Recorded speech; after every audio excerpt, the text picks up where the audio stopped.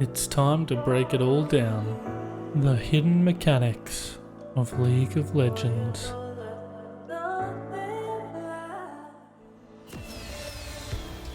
League of Legends is a gritty battlefield.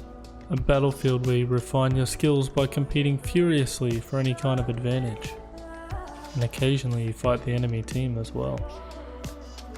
Each match is a whetstone that grinds you into an ever sharper and more dangerous weapon. And at the end of each hard-fought battle, exhausted but satisfied, you are delivered a score based entirely upon how bad you can make everyone else look by comparison.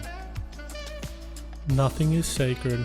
Tilt your enemy, tilt your allies, take your jungler's Gromp, take your ADC's cannon, do whatever it takes. Most of the veteran players have, after a decade of practice, actually gotten good at the game.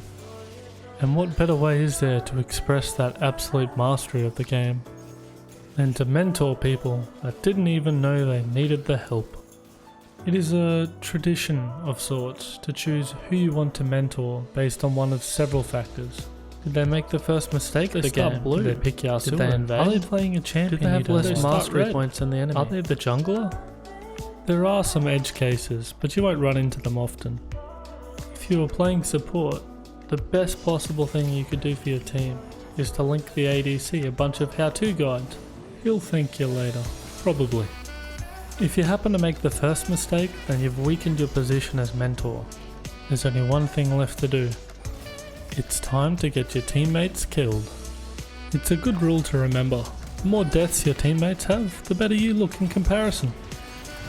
Let's go over some fundamentals. If your jungler wants to invade early, make sure you tell them it's a bad idea. If they die, leave them a nice in chat. If the invasion is a success, congratulations, your mentorship is already paying dividends.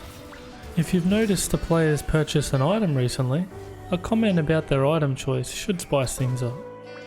It doesn't really matter if the item's character appropriate or not.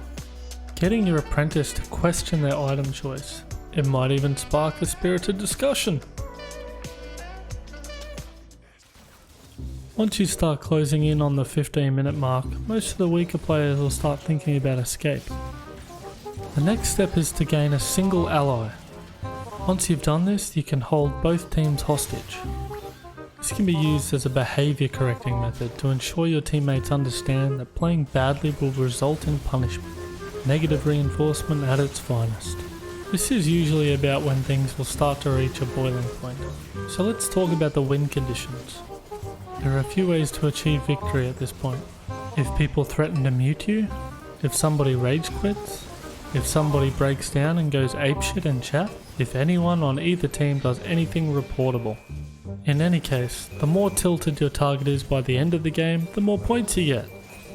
If the enemy wins the game and slips in that sneaky GG or EZ right at the end, don't worry. You still have a chance to hit them with some spice in the post-game lobby. If the enemy calls GG or EZ before the end of a match, but you manage to make a comeback and win, you earn bonus points. And the ever so sweet reward of posting, I guess it really was EZ. Well, you have successfully mentored your teammates and been a generally positive force on the Rift. If you're feeling particularly generous, you can point out how the enemy ADC did more damage than the allied one, and how the Kayle decided to get Gromp instead of Baron. Good one, Kayle. Thanks for watching. If you want to watch more silly stuff like this, then subscribe. Peace.